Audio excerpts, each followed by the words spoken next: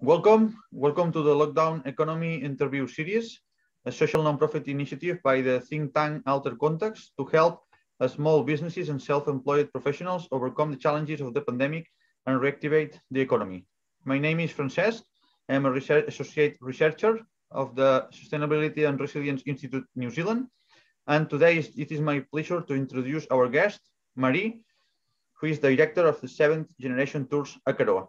My warm welcome to Marie. Hello, Marie. Kia ora. How are you? Kia ora. I'm good, thank you. Where are you calling from today? From Akaroa in New Zealand. Yeah. Excellent. Well, let's start with the interview. So what do you do as a business? I run tours. So I've been specializing in history and nature tours. I was working, mostly with international tourists, but telling New Zealand's story. So it was really a really enjoyable thing to do, telling sort of a complete story and really finishing with hope, for the future, and telling New Zealand's story of hope, tackling climate change and just really positive messaging around how we can go forward as humankind, really. And it was such a great thing to do because it was always something that really felt very energetic, because I got the reaction straight away from the people that they could see that there was hope, and they left really on a high. Exactly. Yeah. And when did you start the business?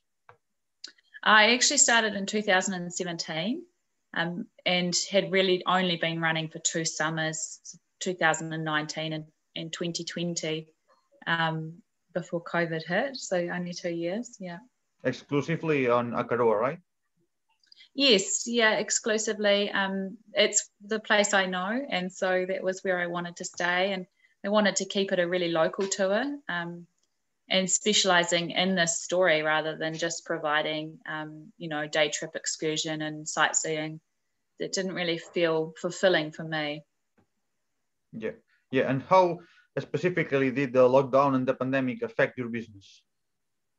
Well, it's devastated my business. I had a contract with cruise ships, so I had been working directly with them. And, people had talked about how there's the environmental impact, the social impacts of the cruise ships. And I definitely recognized that, but I really felt that my tours were adding to what was on offer on the cruise ship. So it was a really authentic tour. And the people really got to experience the local place and connect to the land here. So I felt very strongly that it was a positive thing to add, to the tourism industry. And so once COVID hit, the cruise ships stopped coming in. I was also working with overseas university groups that were traveling through, and they stopped being able to arrive as well. So I've only had a few tours since New Zealand lockdown, and yeah, our borders are still closed, so my main customers can't come here. Yeah, exactly. And what have you tried to stimulate the business? I mean, to attract new customers? Yeah, I have, worked with there's different grants for New Zealand tourist operators to try and reorientate to the domestic market. I have written a new website, and I've had a marketing plan, and lots of things to try and change it. I've looked at New Zealand school groups as well, and I definitely think there's a market there for me, possibly more into next year when the New Zealand history is to be taught in New Zealand schools for the first time, so it becomes part of the curriculum. And I think an outreach program through my tours will be just the perfect thing basically for Christchurch schools. But it's very, very hard because New Zealanders don't want to pay for the tours. They, I think there's a perception that they already know their country pretty well, and they don't want to really pay for a history tour, and they definitely won't pay the same amount that a international tourist would for that experience. So it is very difficult. And, you know, most of my friends that are operating tours are just struggling to stay afloat and cover their costs. So it's not just me, it's sort of across the market. Yeah. Yeah, exactly. Yeah, but do you think that these new strategies or this new approach can work in the short to mid term? I think, you know, New Zealand government thinks that they've done a really good job of getting the New Zealand domestic tourism market going. But the reality of that is it's actually only accommodation providers and some restaurants and some high quality gift stores. So there's not, you know, it's not across the market that domestic tourism has picked up what international tourism had provided in terms of the economy. And there's, you know, anyone that was really orientated towards international market is really struggling. And that's across the board, whether it's high end or the lower end backpacker style traveling trips and backpackers, they are really struggling as well without people coming into New Zealand. It's just, you know, there's this perception that tourism can orientate itself really quickly to a new market. And that's true in some regards for some businesses, but it's actually really hard for some that are just, you know, if you're a backpacker, you're providing accommodation for backpackers, then that's your market. And it's really, really hard to change that quickly towards the New Zealand market. Yeah, it is pretty frustrating actually to sort of be stuck in this, you know, and the New Zealand government keeps saying that they're going to have the border reopen with Australia, that there'll be a travel bubble with Cook Islands. Not that they would bring a lot of tourists into New Zealand, but the Australian market definitely would. And it's sort of like a lure, you know, like you're told to keep operating and trying to keep afloat because the travel bubble to Australia will open. But the reality of that is that there's never actually been any clear messaging around when that will happen. And there's a lot, so it's sort of creating this thing where you're stuck. You don't really change a lot because you think, well, when will the market come back? And yet it might just be that it doesn't quickly. You know, it's operating in that level of uncertainty is very, very hard. Yeah, exactly. Yeah, it's hard in all different international contexts. No, I think would it be, or the question is, would it be enough with this Australia or Cook Island bubble just to set in place and then keep getting these international visitors to New Zealand? So would that be enough? You know, Australia is our main tourism market, so they really do bring in actually high spending tourists as well in New Zealand. So I think it would be enough to keep businesses alive. But there's such a level of fear in New Zealand and Australia around COVID. You know, something we were discussing earlier, that we haven't really had COVID in our communities. There's these small outbreaks every now and again, but people are afraid to make bookings because they are not sure that they're going to be able to take the trip, and then they are not sure they'll get the refund. And so that's holding people back from making any planned booking. So it's always sort of last minute. And so I think even if the travel bubble opened, there's still not quite the amount of assurance that the travellers need and to feel comfortable to go ahead and plan a trip. And I think it will take a while for even New Zealanders and Australians to start travelling in the numbers that they were before. Yeah. It's, of course, it's a difficult situation because of the uncertainty. And earlier you mentioned about some other businesses and how they are doing.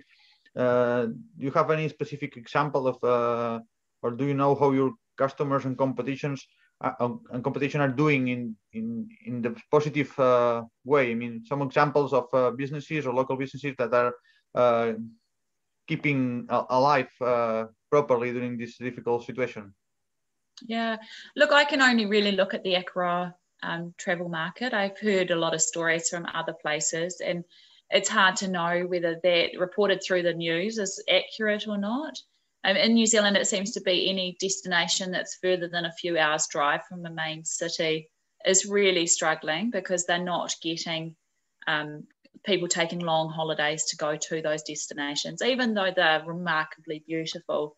So places like Franz Josef, which is several hours drive from Christchurch, they say the population there has gone down from 1,000 permanent residents to 300, and the businesses are just, collapsing.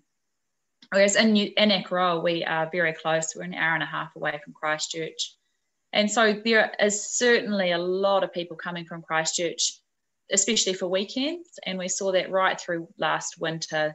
After our lockdown, there was a boom of domestic travellers, but they weren't really spending the money in the town. They were paying, again, for accommodation, and they were eating fish and chips, and they were having a walk around and maybe buying a few small things, but not booking tours. And so I've seen across all of the other tour operators in Akaroa struggling to, have the income to pay their staff's wages, basically.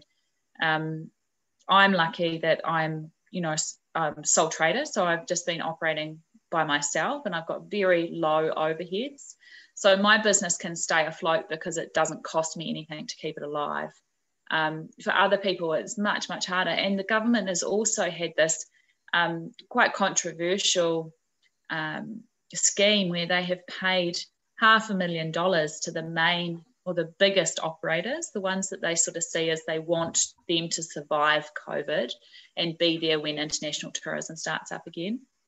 So there's one operator in Akaroa that does Nature Harbour Tour, and they've been paid $500,000, where their competitors who offer exactly the same trips, almost the same timetable and pricing and everything, have not received anything at all. So it's a real difference in the market, because those that receive that grant from the government, and it's money they don't have to pay back, even though they're huge operators that have had years of high revenue and should be able to withstand this situation, they do have high overheads, but they are able to now drop their prices and just carry on maintaining their trips.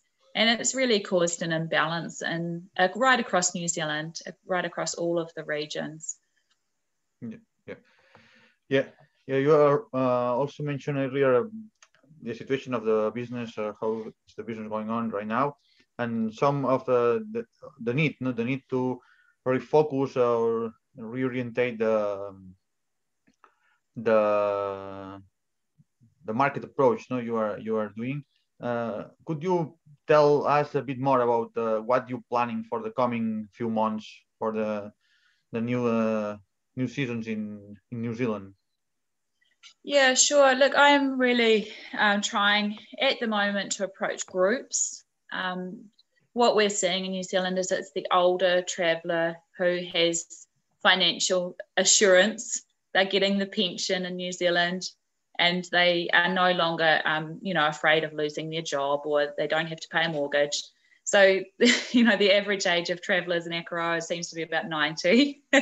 And they do tend to travel, and there's groups of older people travelling to do tours, educational trips. So I'll be really targeting that market, as well as domestic university and school tours. So what I'm trying to do is, because New Zealanders won't pay for the same amount as an international tourist will, is to increase the numbers that I get through on one trip.